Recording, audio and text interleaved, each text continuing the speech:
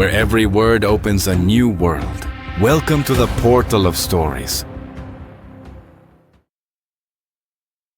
It is told among the stones of ancient monasteries and the echoes of old churches that not all was revealed in the sacred scriptures, that in the folds of time between verses and silences a forbidden story hides. Judas Iscariot, the fallen disciple, the traitor, did not find death in the noose, nor rest in the grave.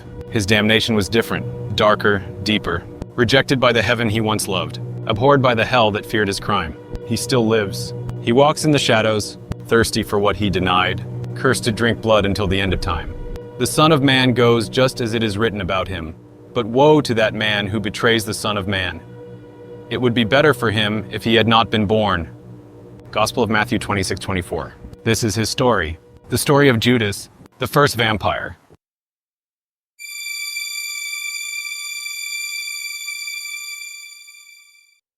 It is told among the stones of ancient monasteries and the echoes of old churches that not all was revealed in the sacred scriptures, that in the folds of time between verses and silences, a forbidden story hides. Judas Iscariot, the fallen disciple, the traitor, did not find death in the noose, nor rest in the grave.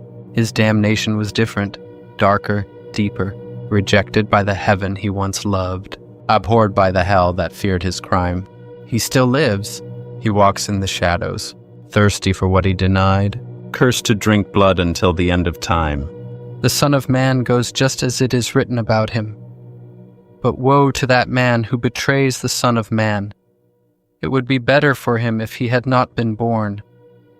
Gospel of Matthew 26:24. This is his story, the story of Judas, the first vampire.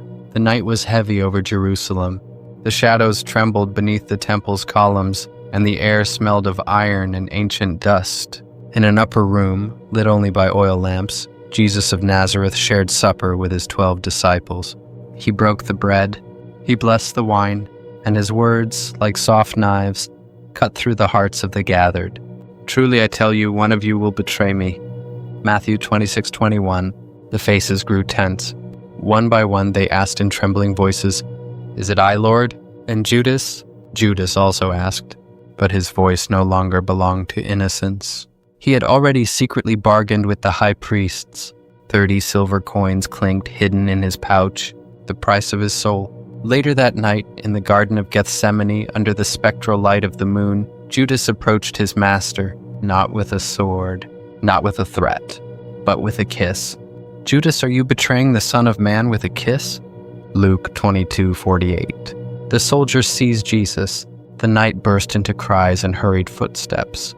And Judas, the chosen one, the beloved, became a traitor. Guilt arrived with the dawn. When the rooster crowed, just as Jesus had foretold, Judas felt a pain in his entrails that neither gold nor oblivion could soothe.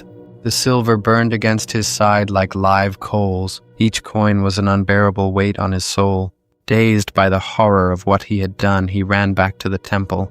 He stumbled through the streets of Jerusalem like a specter, tearing at his hair, weeping. He threw the silver into the house of God. I have sinned by betraying innocent blood. He cried, his voice broken. Matthew 27:4. But the priests, haughty in their triumph, sneered, "What is that to us? See to it yourself." Judas collapsed to his knees. There was no forgiveness, no way back. Desperate, he fled the city. He climbed to a barren field, later called the Field of Blood. There, in solitude and despair, he cast himself into oblivion. The rope groaned. His body swung from the cursed tree. Matthew 27:5. Throwing down the silver in the temple, he departed, and he went and hanged himself. But death did not come as he desired. The earth would not receive him. The air offered no rest. His body fell, bursting open. His entrails spilled across the dry ground. Acts 1:18. With the reward of his wickedness, Judas bought a field. There he fell headlong, his body burst open, and all his intestines spilled out, and his soul, torn from flesh, was left suspended between worlds. Then the ancient voice, the one that speaks where neither angels nor demons dare tread, pronounced his sentence. Heaven rejects you, for you betrayed the light. Hell denies you, for your crime was against mercy itself. You shall walk the earth eternally thirsting. You shall drink neither water nor eat bread. Only the blood of men, heirs of your crime, shall calm your hunger. You shall be a shadow in the night, terror of the living, echo of the guilt that cannot be forgotten. You shall be the first vampire. And thus began his condemnation. Not a swift death, not a final judgment, but an endless existence, filled with thirst, pain, and the burning memory of betrayal. Judas awoke at dusk, lying in the dust. His body, torn by the fall, knew no decay. His bones broke, but knit themselves back together. His flesh bled, but the wounds closed. His soul, however, only accumulated cracks. The world around him seemed the same, and yet he no longer belonged to it. The sun, symbol of the life he had betrayed, became his executioner. When the first rays touched his skin, it burned, not as a natural burn, but as a sacred fire that seared his guilt into every fiber of his being. He fled into caves, hiding beneath stone and shadow, trying to recall the prayers of his youth. But his tongue, which once blessed and praised, could no longer form sacred words. On the third day it came, not hunger for bread, not thirst for water, but a deeper, fiercer need.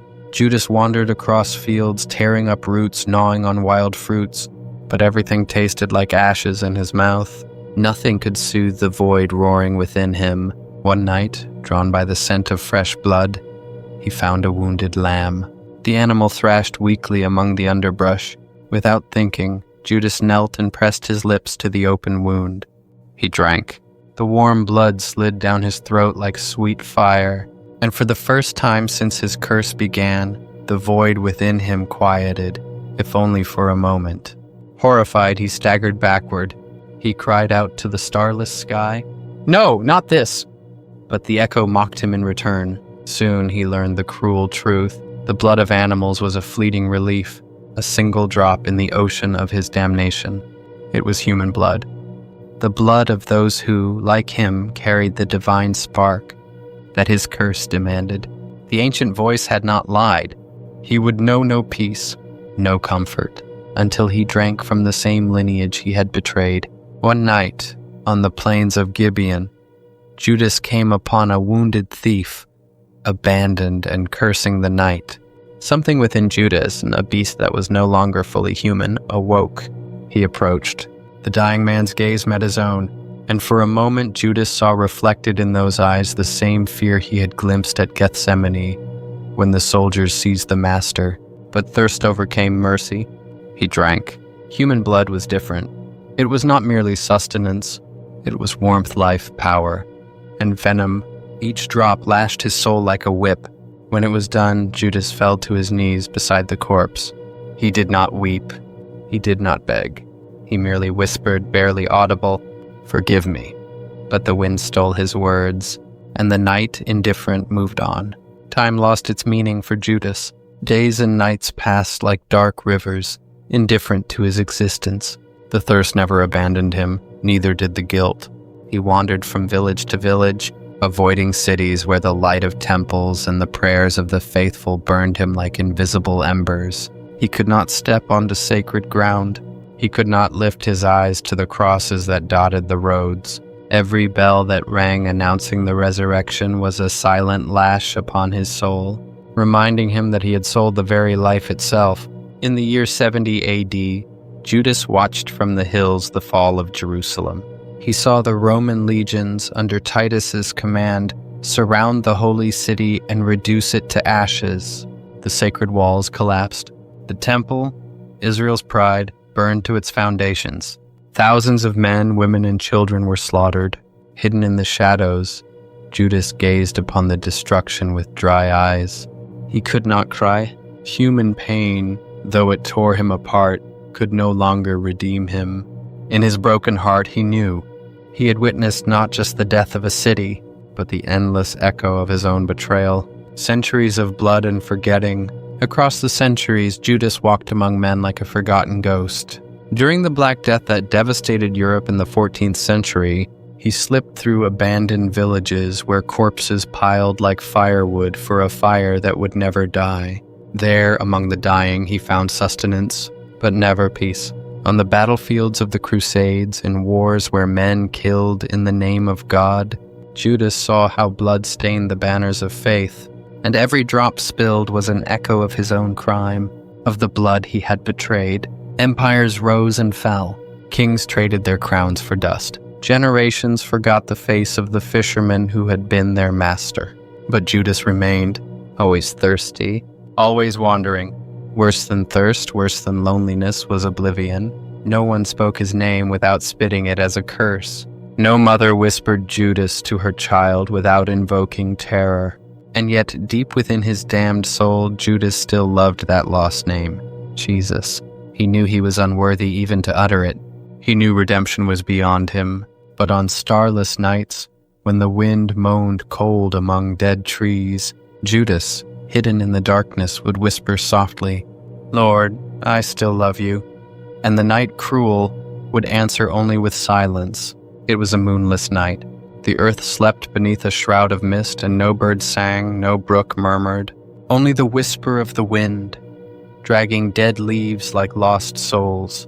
Judas walked, or rather dragged his consumed body, seeking refuge among the ruins of a forgotten monastery. He huddled in a corner, trembling not from cold, but from what he could never silence. His hunger, his loneliness, his guilt. There, in the absolute darkness, where no human eye could see him, Judas raised his voice in a whisper barely strong enough to defeat the weight of his own damnation. And he spoke, not to men, not to the stars, but to the one he had loved and betrayed. Do you hear me, Lord? Or is my voice doomed to vanish into oblivion? I was your friend. I was chosen. I walked with you when the dust of the road lifted our hopes. I saw you heal the blind, console the widows, embrace the forgotten. How then? How did I allow greed and fear to tear me away from you? There is no night where I do not return in dreams to Gethsemane. No instant where I do not feel the cold of that filthy kiss on my lips. I have wandered, Lord. I have seen men destroy themselves in your name. I have crossed fields of corpses, drunk the bitter blood of those who knew nothing of my guilt. And still, I have found no peace. Do you know what it is to live without dying? To know that every heartbeat that does not cease is one more lash upon the soul? I am but a shadow of myself. I am hunger that never satiates. I am the echo of a betrayal that no time will ever erase. Yet even so, Lord, I still love you, though my hands cannot touch your robe, though my eyes cannot bear your light. If there is mercy in any forgotten corner of your kingdom, I do not claim it. I ask only this: remember me, not as the traitor, not as the thief of blood. Remember me, even if only as the one who never stopped weeping for you. Judas fell silent. The night did not answer. Only the wind, dragging dust and shattered memories, brushed his scarred face. And, as every time before, he knew his confession would find no ear, neither in heaven nor on earth, only in the void. It was a night that seemed beyond time. The mist crawled across the land like a cloak of ghosts, erasing the paths, confusing the shadows. Judas wandered alone, defeated by centuries of hunger and remorse. His feet barely touched the ground. His soul, torn apart by the weight of 1,000 stolen lives, seemed closer to dissolution than to existence. It was then, through the veil of mist, that he saw it.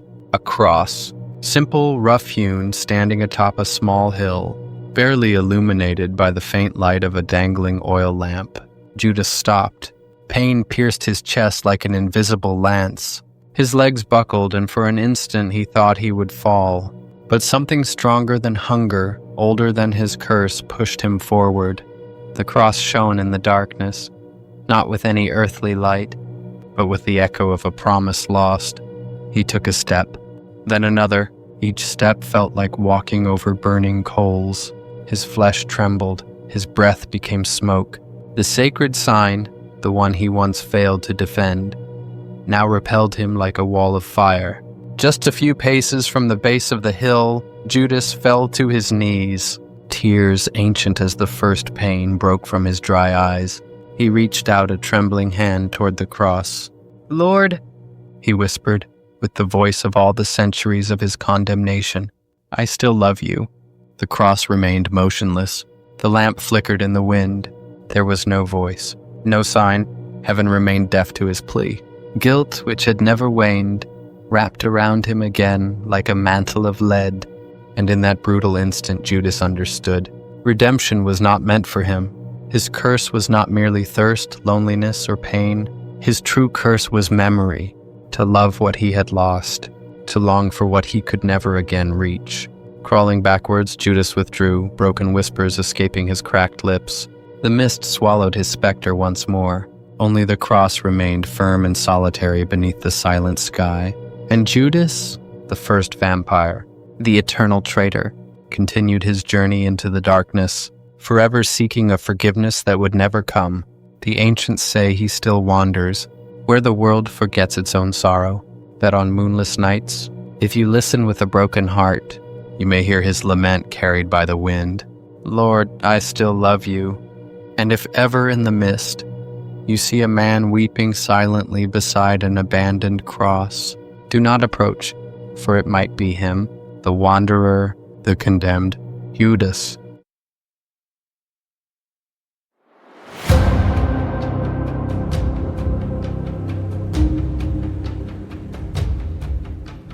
Thank you for listening.